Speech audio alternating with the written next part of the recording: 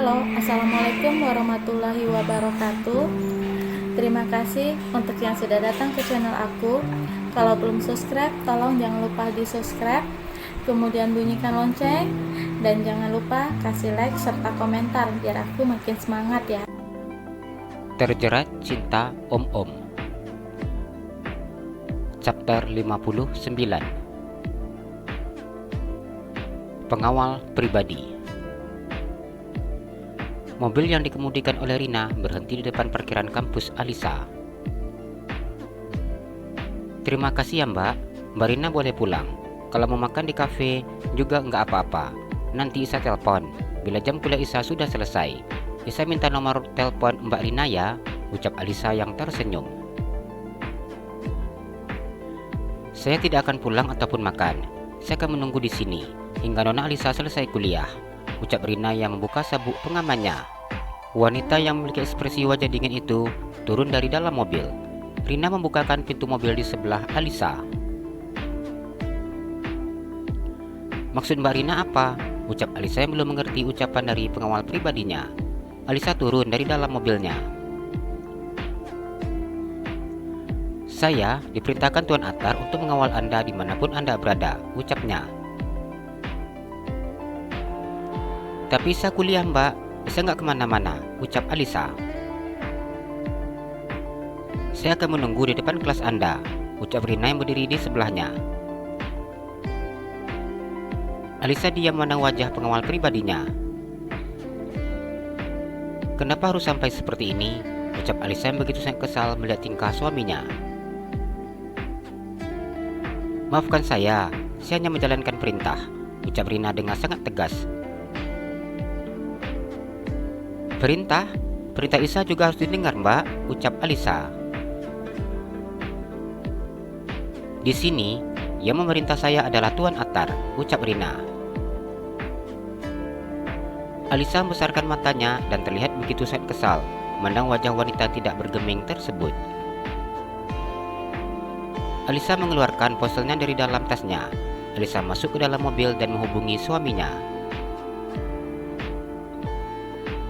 "Halo sayang, ada apa? Apa kangen sama Habia?" ucap Atar yang tersenyum saat memandang wajah istrinya memenuhi layar ponselnya. Alisa menggelengkan kepalanya. "Isa nggak kangen sama Habi, tapi Isa kesal dan juga marah," ucapnya. Atar tersenyum tipis saat mendengar ucapan istrinya. Pria itu tahu apa yang saat ini sedang diributkan oleh istrinya.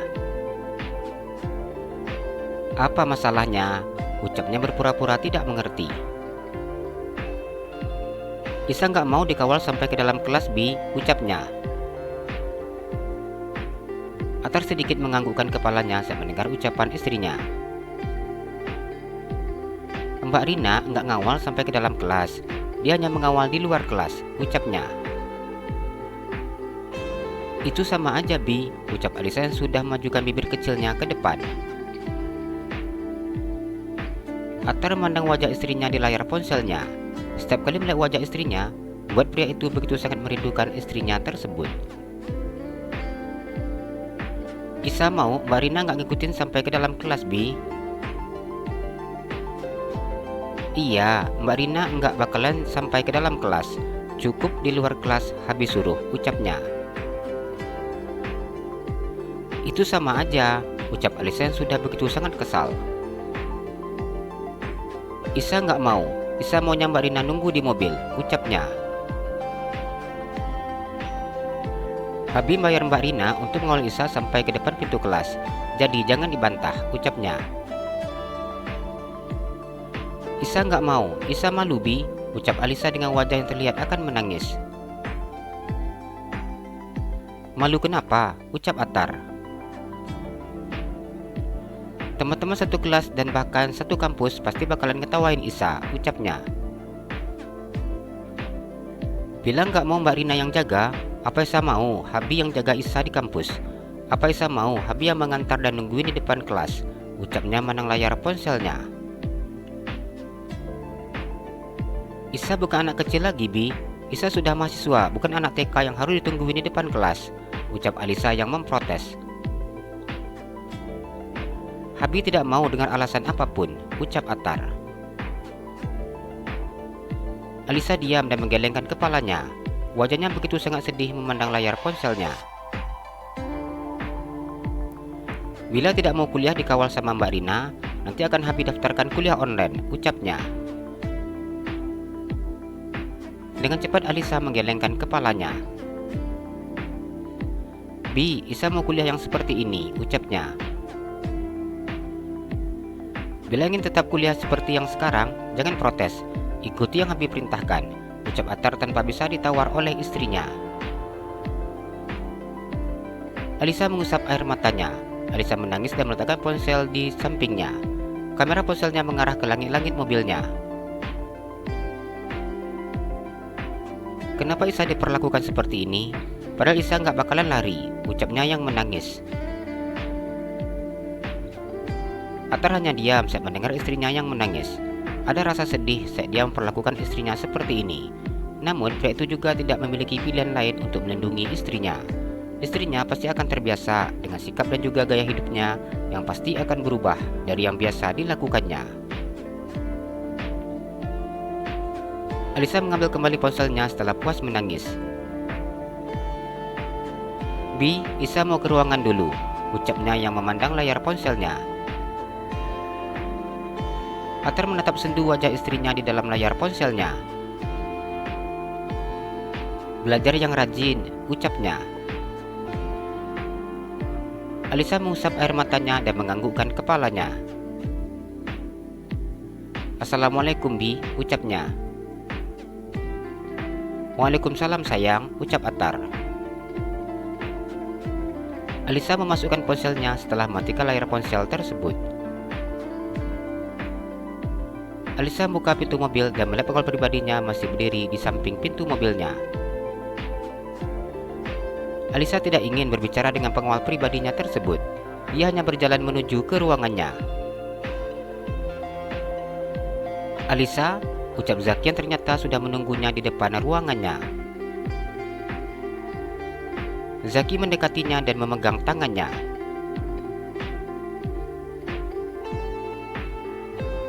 Chapter 60.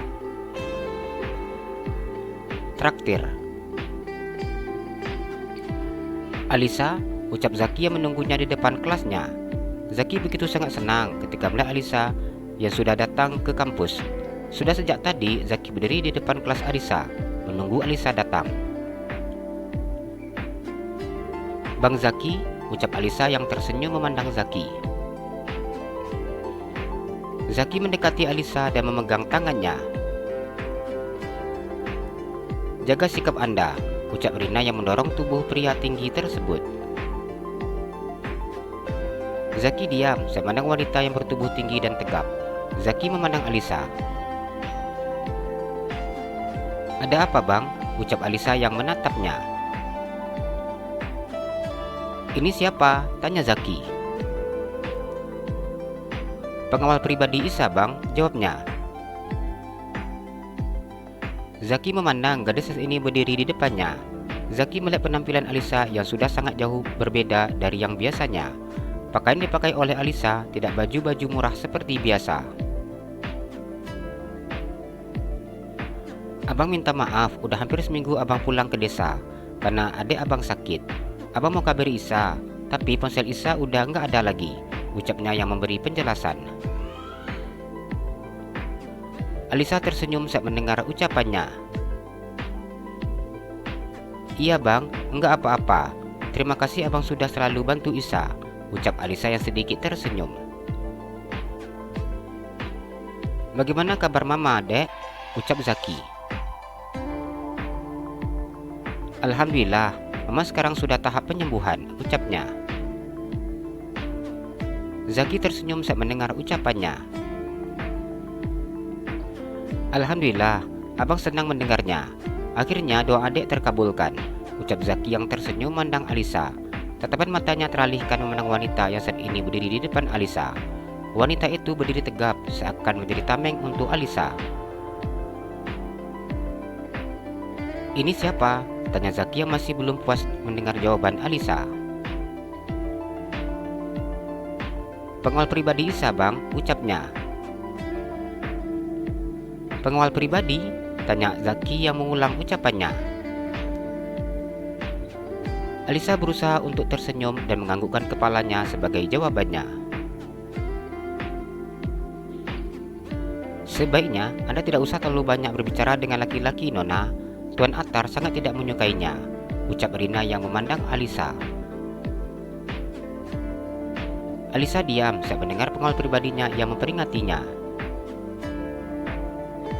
Bang, Isa sekarang sudah nikah, jadi hubungan kita tidak bisa seperti dulu lagi, ucap Alisa yang pergi meninggalkannya. Zaki diam menatap punggung gadis yang selama ini disukainya. Zaki seakan tidak mampu mencerna apa yang sudah disampaikan oleh Alisa. Pria itu hanya berdiri di tempatnya tanpa bergerak sama sekali. Baru 1 minggu dia tidak bertemu dengan Alisa. Saat dia berjumpa dengan Alisa, semuanya sudah berubah. Alisa duduk di kursi kuliahnya sambil mengusap air matanya. Kenapa kamu tidak menghubungi aku? Ucap Liran duduk di sebelahnya. Mama sudah dioperasi dan sekarang sedang masa penyembuhan. Isa sudah tidak butuh uang untuk pengobatan Mama, ucapnya. Kenapa kamu datang ke sini dikawal oleh bodyguard? Ucap Lira. Bodyguard itu diperintah oleh suami Isa untuk melindungi Isa, ucapnya. Lira memandangnya dan mengerutkan keningnya. Kamu sudah menikah, ucapnya. Alisa menganggukkan kepalanya. Kapan? Tanya Lira. Baru semalam, jawab Alisa. Lira memandangnya dan mengerutkan keningnya. Kerutan keningnya semakin dalam, sehingga alisnya yang seakan menyatu. Kamu menikah semalam? Tanyanya. Alisa menganggukkan kepalanya. Bagaimana bisa? Tanya Lira. Alisa menceritakan kepada temannya itu tentang pernikahan yang dilakukannya. Lira masih terlihat sangat tidak percaya saat mendengar ucapan Alisa, namun dia tahu Alisa berkata jujur. Aku seakan tidak percaya saat mendengar ucapanmu, ucapnya yang memandang Alisa. Isa juga sebenarnya nggak percaya, ucapnya. Sepertinya suami kamu sangat kaya, ucap Lira yang memandang ke arah Rina yang berdiri di depan ruangan kuliah mereka. Alisa hanya diam saat mendengar ucapan temannya itu. Alisa tidak menceritakan bagaimana kekayaan suaminya yang diketahuinya. Alisa berhenti berbicara saat dosen masuk ke dalam kelasnya. Alisa keluar dari dalam kelasnya setelah mengajak teman-temannya makan di kantin. Nona, Anda tidak bisa pergi bersama dengan laki-laki, ucap Rina sambil memegang tangannya. Alisa memandang pengawal pribadinya tersebut. Isa sudah memberitahu Habi kalau Isa akan makan di kantin bersama dengan teman-teman Isa, ucapnya. Tuan Attar mengatakan bahwa Anda tidak boleh dekat dengan laki-laki manapun, ucap Rina. Alisa begitu sangat kesal melihat pengawal pribadinya. Alisa mengambil ponsel yang ada dalam tasnya dan menghubungi suaminya melalui panggilan video call. Hari ini, sudah 3 kali Alisa menghubungi suaminya karena sikap pengawal pribadinya yang semena-mena terhadapnya. Dalam waktu singkat, suaminya sudah mengangkat sambungan panggilan video call yang dilakukannya. Halo, Assalamualaikum, ucap Attar saat memandang wajah istrinya di layar ponselnya. Bi, Isa mau traktir teman-teman Isa di kantin. Teman-teman Isa selalu traktir Isa makan di kantin bila mereka punya uang. Isa juga punya niat untuk traktir mereka bila ada uang. Sekalian, syukuran karena Mama sudah lewat masa kritis. Isa traktirnya bertahap, Bi. Besok traktir lagi, ucapnya memberitahu suaminya. Attar mendengarkan ucapan istrinya.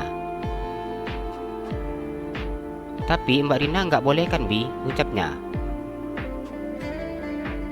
Kenapa? Tanya Atar. Karena ada 3 orang laki-laki yang ikut sama Isa. Kenapa tidak ditakdir sekaligus? Ucap Atar. Uang Isa nggak cukup, ucapnya. Atar tersenyum saat mendengar ucapan istrinya. Bawa aja teman satu kelas ke kantin. Kalau mau satu kampus juga tidak apa-apa. Nanti Mbak Rina yang bayar, ucapnya. Enggak usah, Bi. Nanti Mbak Rina enggak terima gaji gara-gara bayar takdiran Isa di kantin, ucapnya. Atar tersenyum saat mendengar ucapan istrinya. Bila Isa mau beli mobil 5 sekaligus, Mbak Rina mampu untuk membayarnya, ucap Atar yang berusaha meyakinkan istrinya. Enggak usah, Bi. Isa nggak bisa bawanya, ucap Alisa. Atar tersenyum saat mendengar ucapan istrinya. Bi, beneran nggak apa? Isa minta Mbak Rina yang bayar. Atar tersenyum dan menganggukkan kepalanya.